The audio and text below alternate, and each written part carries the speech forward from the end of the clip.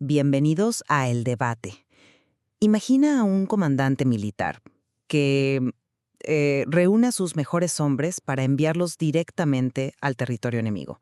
Se para frente a ellos y les dice, con total seriedad, que van a ser cazados, odiados y con toda probabilidad asesinados. Y sin ningún tipo de plan de rescate. Exacto.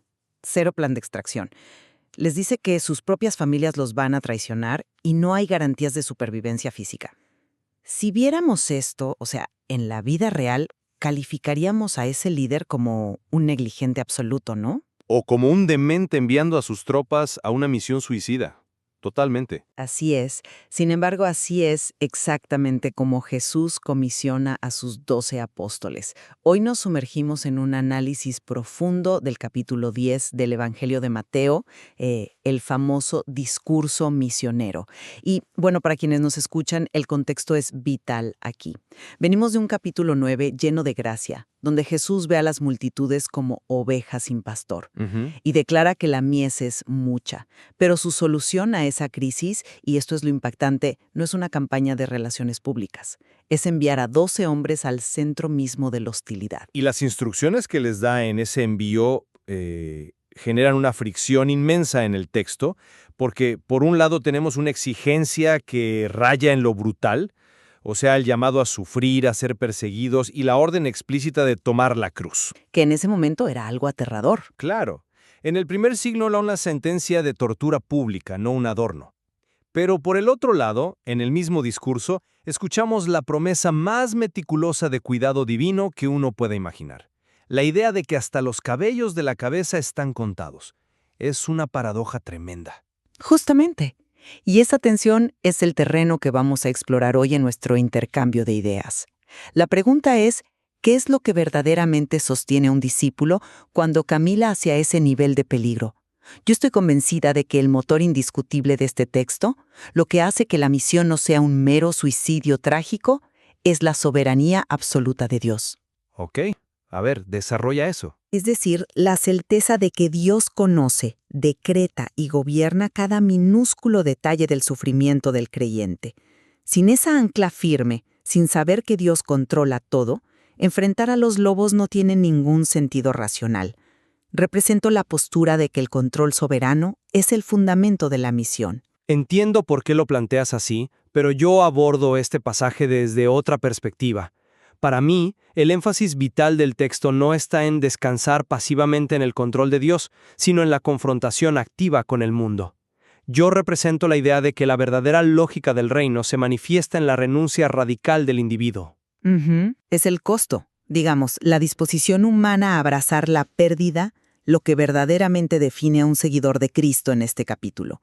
Si nos enfocamos solo en el decreto divino invisible, corremos el riesgo de anestesiar la crudeza de lo que Jesús está pidiendo en la tierra. Veo tu punto.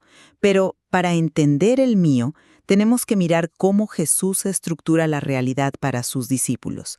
Él no los envía con los ojos vendados.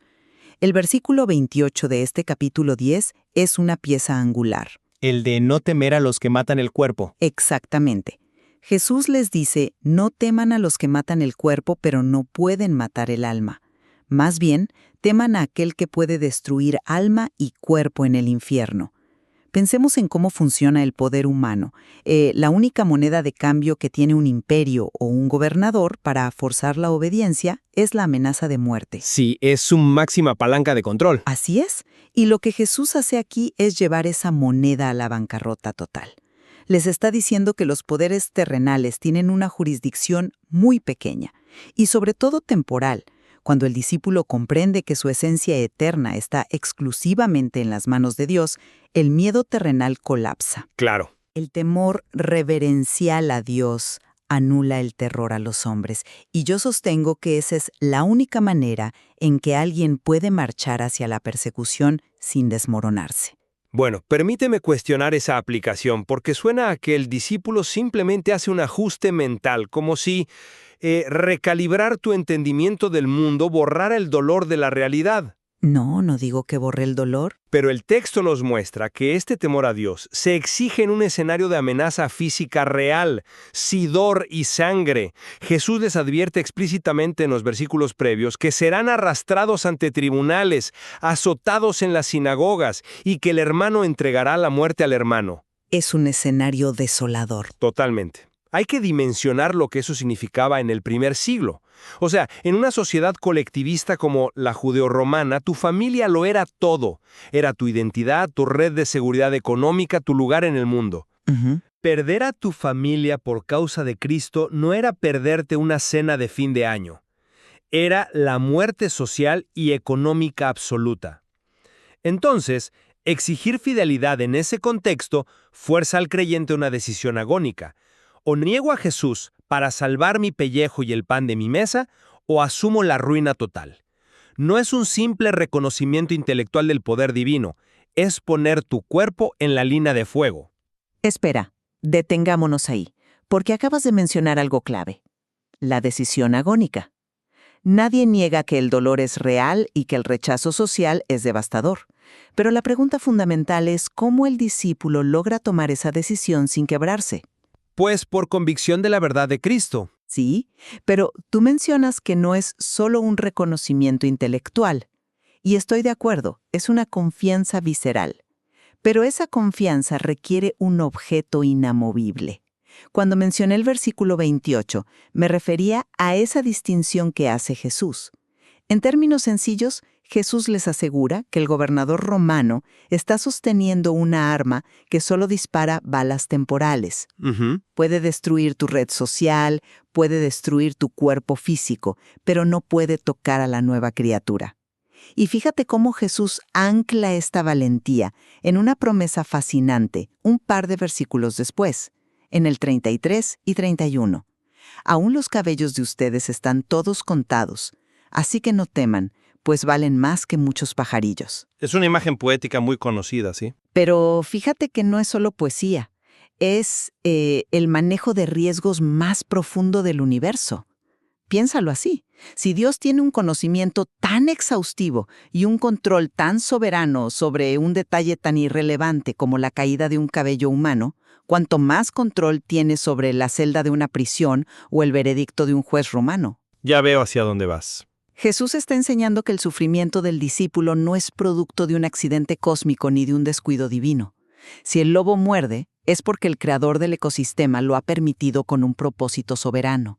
Esa garantía de que nada se sale del guión de Dios es lo que permite que la oveja camine hacia el lobo. El problema, y aquí es donde difiero, es que si vemos solo ese lado de la moneda y lo llevamos a su conclusión lógica, caemos en el fatalismo. ¿Fatalismo? No, la providencia no es fatalismo. Bueno, pero si todo está milimétricamente decretado por Dios, desde un cabello hasta la mordida del lobo, nos topamos de frente con un problema práctico en el versículo 16. Jesús les dice: «Los envío como ovejas en medio de lobos. Por tanto, sean prudentes como serpientes y sencillos como palomas». Si el discípulo fuera simplemente un actor pasivo en una obra de teatro donde Dios ya escribió cada golpe, ¿para qué pedirle astucia? Es un punto interesante. Entonces, ¿cómo interpretas tú esa instrucción de ser prudentes en medio del peligro? La interpreto como una demanda innegable de responsabilidad humana y de agencia. Siguiendo tu línea del ecosistema, la oveja no sobrevive convirtiéndose en un lobo, es cierto, sigue siendo vulnerable. Pero Jesús le exige que observe, que sea astuta, que lea el terreno. Claro, evaluar el riesgo. Exacto. La prudencia de la serpiente implica saber cuándo hablar, cuándo callar y cuándo huir de una ciudad a otra, como Él mismo les instruye más adelante. La soberanía de Dios no es una excusa para la negligencia temeraria del creyente. Si caminas por un campo minado, el hecho de que Dios sepa dónde están las minas no te exime de caminar con los ojos bien abiertos. Nadie sugiere que deban buscar el martirio de forma imprudente. Exacto, pero requiere un esfuerzo consciente, un desgaste táctico e intelectual por parte del cristiano, manteniendo al mismo tiempo una moralidad intachable, o sea, la sencillez de la paloma.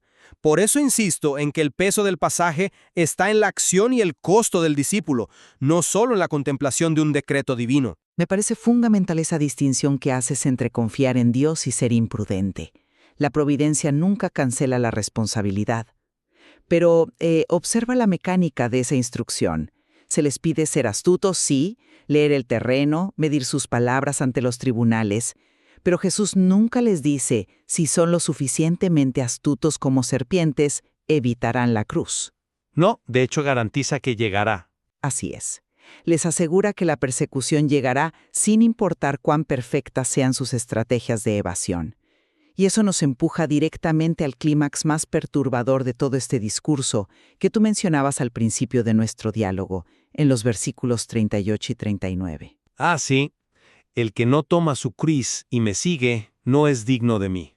El que haya su vida, la perderá. Y el que pierde su vida por causa de mí, la hallará. Que la usamos como sinónimo de cualquier molestia cotidiana, ¿no? Como tener un jefe difícil, o el tráfico, o una enfermedad leve.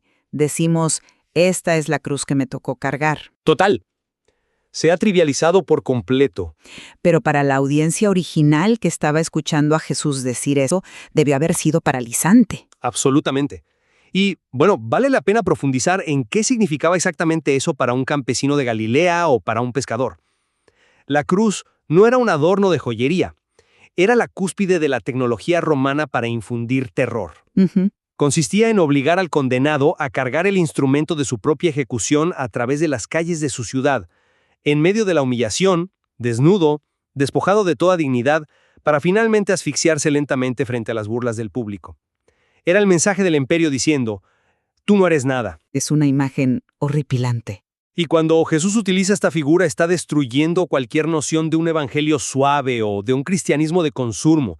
Está delineando de manera súper clara la frontera entre la religión acomodada y el discipulado verdadero. Sí, es una confrontación directa contra nuestra búsqueda natural de comodidad. Exacto. Hoy vemos un cristianismo que constantemente busca adaptarse para ser aceptable, ¿no? Para no ofender, para asegurar estatus social o éxito económico.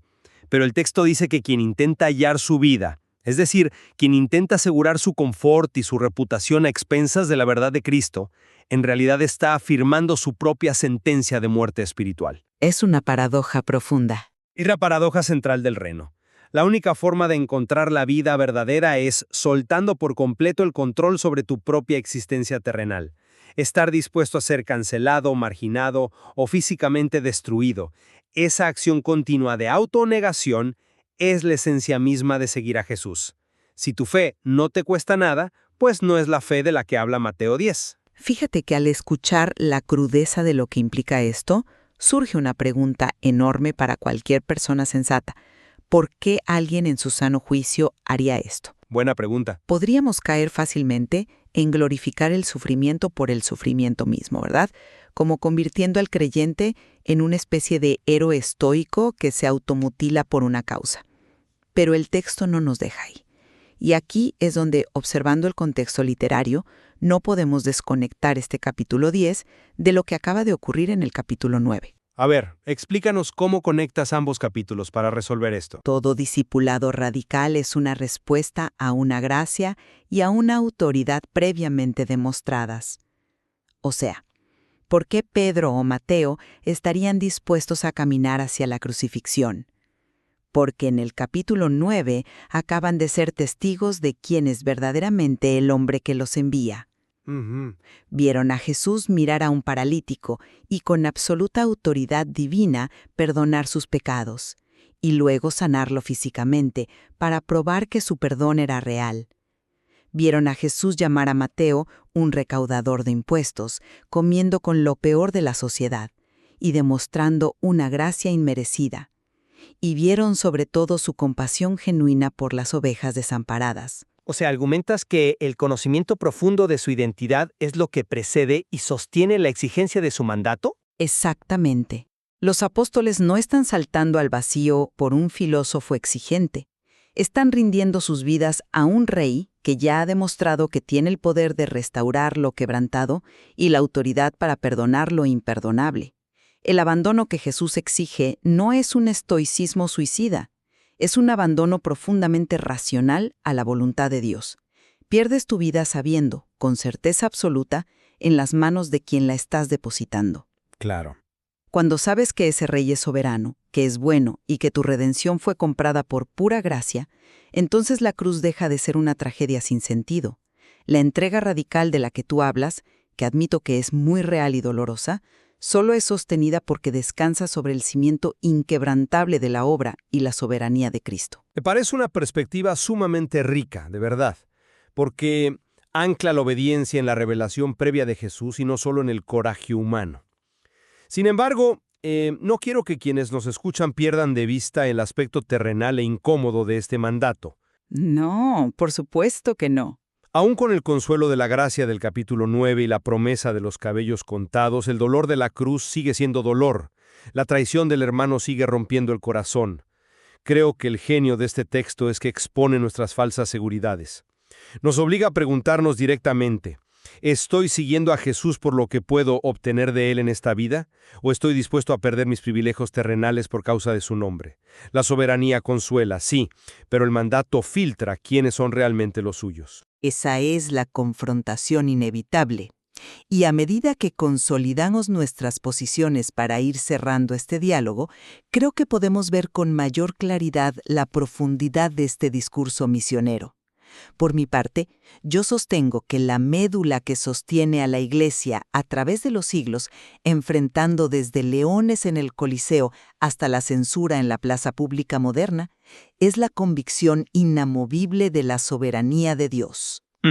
El saber que el Padre Perfecto gobierna las intenciones de los magistrados, determina los límites del mal y asegura nuestra alma para la eternidad, es esa teología majestuosa donde ni un solo pajarillo cae a tierra sin el permiso del Padre, la que despoja de poder a los dictadores y otorga a la oveja la capacidad sobrenatural de caminar entre los lobos. Y mi resumen es que este pasaje no nos permite refugiarnos en teorías abstractas, por muy ciertas que sean.